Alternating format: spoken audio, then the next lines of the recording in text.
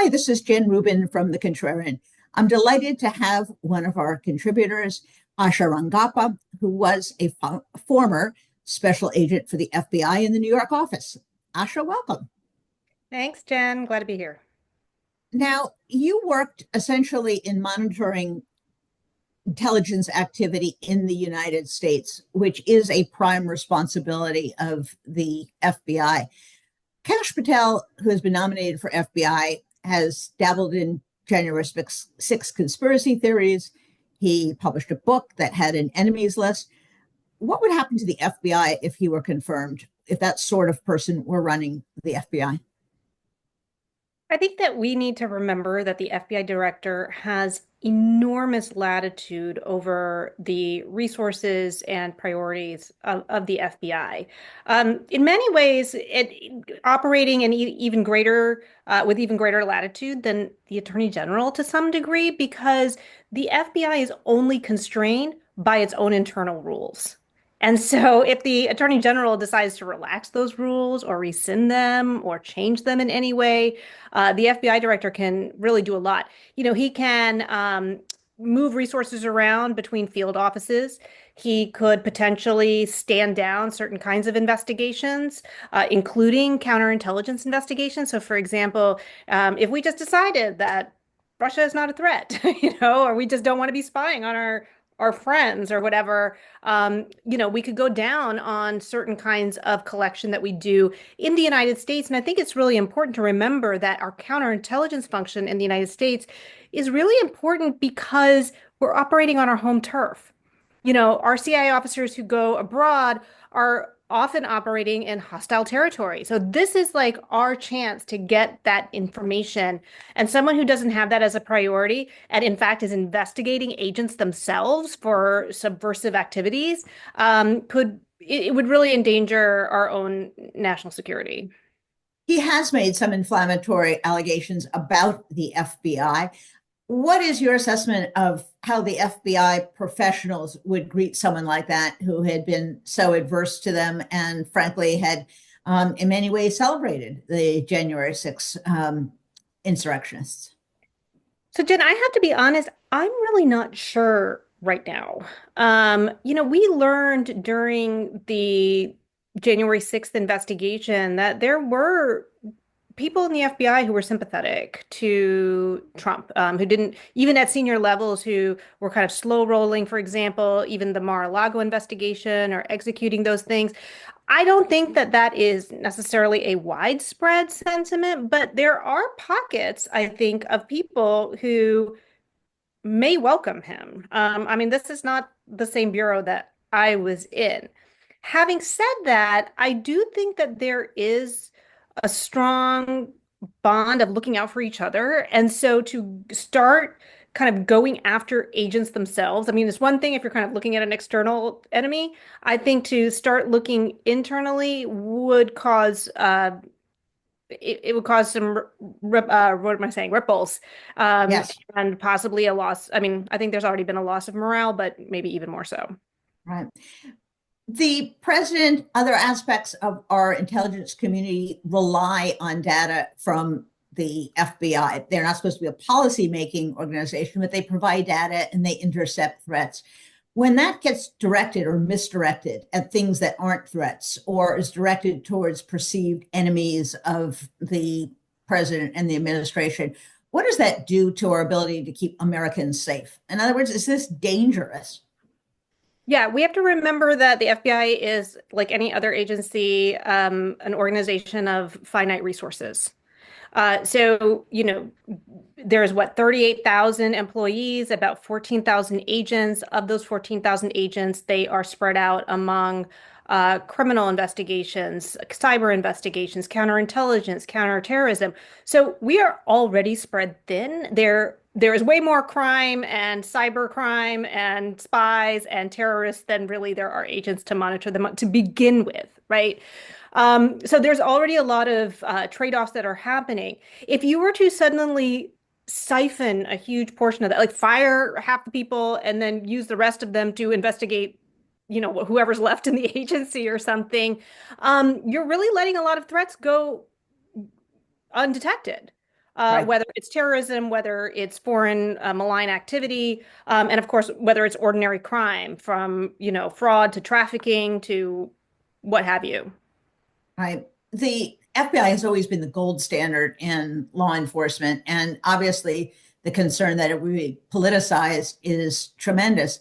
And we seem to have seen the beginning of that yesterday. At the very time that Kash Patel was telling the senators he wasn't going to seek revenge, he wasn't going to investigate the FBI, a whole batch of very senior career FBI officials. These are not political appointees. The FBI doesn't have political appointees other than at the very highest rank, were fired. What do you make of that? And what do you think the reaction within the Bureau will be? Well, I think that's the kind of thing that's going to cause the ripples, right? Like the people that are in those senior positions were put there by Christopher Wray. Now, you'll recall that when Christopher Wray came in, they cleaned house from the people that were in those senior positions under James Comey. I remember Jim Baker got, booted from the general counsel's office. There were other senior people. So these, were people that were put in place by someone who was appointed by Trump. And as I mentioned before, Jen, you remember this, there was reporting that some of these senior officials, and I suspect that they might be in this group, were, not necessarily on board with, for example, the Mar-a-Lago investigation. So, I mean, these might even be people who are pro-Trump. I don't know. Right. So to start getting rid of them, I think people might start being like, oh, okay, I don't know that this is what we signed up for. And then more alarmingly, there are reports that, for example, former agents that have since been working with Jim Jordan, like these, kind of people who are now very much in the partisan political sphere, may be put in their place. And that's really alarming because you're not only not losing a ton of expertise and kind of norms and bureaucratic structures that you've had in place, but you'll also be really putting in the partisans who will help execute whatever a partisan director might want them to do. And that's really the dangerous part. This is absolutely terrifying. I will be honest. This is what we experienced during the Cold War when foreign domestic spying agencies really turned on their own people. And it's frightful to think that we might be in somewhat of a similar situation. I want to talk about another level of our intelligence community. FBI is only one of them. The person who sits atop various agencies, including the CIA, is the Director of National Intelligence. That was the organization, the structure that was created after 9/11. Tulsi Gabbard has been nominated. She did not have a good reception at the Senate yesterday. We're recording this on Friday, so Thursday. She has had a remarkable record in terms of spewing some propaganda that could have come from the lips of Vladimir Putin in terms of her interaction with Ashar Barasad, and quite frankly, her position on taking out, removing certain techniques of investigation that provide important surveillance. What did you make of her nomination, and what sort of a danger would she be to our entire intelligence operation, given that she would sit atop it? Yes. So a, a DNI that can't function effectively poses, I think, a greater threat than even an FBI director. So, to some degree, an FBI director, some of those things will come to light. For example, if they're investigating people and they bring charges or things, the DNI, as you mentioned, was put into place after 9/11 to basically solve the problem of a lack of information sharing among agencies. If you'll recall, there was not enough connecting of the dots. There were a lot of turf wars. So the DNI was put in there to make sure that the information was flowing across the different agencies to the White House, making sure they're connecting with Congress and then also with our allies.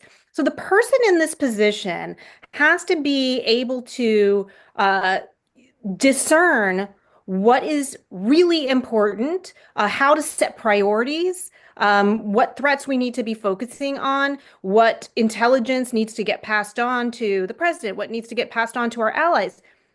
There will be critical intelligence that could be missed or not shared, possibly buried. As you mentioned, the DNI can actually make some of those resource decisions as well to decide to de-emphasize certain kinds of intelligence collection or intelligence sharing. And most importantly, Jen, a DNI that cannot be where people don't have confidence in that person is someone whom our allies are not going to share information with either. So Yes. that's a big problem because we are not doing this alone. We are often working with the Five Eyes and other partners to address the threats, even within our homeland. So um, I think that's the kind of thing that was coming up in that hearing. And I think it is something that I'm glad that members of Congress from both parties are paying attention to. And the Five Eyes are the small group of countries that we do share intelligence with. And as you say, if they're reluctant to share something with her, then it won't happen. As we finish up, I want to ask you a bigger picture question. Neither Kash Patel nor Tulsi Gabbard have experience managing a large organization. Among other things, these are management jobs, thousands and thousands of people, hiring, firing, setting policy, setting priorities, knowing when there's a problem, recognizing there's a problem, respecting an inspector general, for example. Are either of these people equipped to do that based upon what you've seen of their background? No, I don't think so. I mean, I can speak to the FBI because I know a lot about the former directors, and the former directors of the FBI have been people with extensive Department of Justice experience at the senior levels. Often working in Main Justice as deputy, attorney general, former judges, former agents also who kind of understand. Louis Freeh, for example, was a former agent, understood the culture. You had William Webster, who actually, kind of was the director of both the FBI and CIA, and was able to, is someone who has that kind of experience. I just don't see Kash Patel, definitely not Tulsi Gabbard. I don't know that, I mean, I know she has a military background, but I don't know that she really has any intelligence background at all. If you don't understand the culture, the systems, the processes, and at I think a higher bird's eye level, not just, the 3 years in the Justice Department that I think Kash Patel did, uh, I just don't see how you would even know where to start in order to be able to, tweak or fix. Um, with that said, Jen, if the goal is just to break the whole thing, maybe that doesn't matter. And I think sometimes we go about, we're addressing this as though things are normal or as though people are coming in to actually run the agencies, and not to do something else, And so I think they're not equipped to do what traditionally has been done, for our intelligence community. Well, maybe we should take them seriously. Kash Patel mentioned that he wanted to shut down the entire FBI building and turn it into a museum. So if that's the attitude, maybe you're right. Maybe this is about destroying and not reforming. Thank you so much, Asha, and for all your contributing to the Contrarian. Hope to see you again soon. Thanks a lot.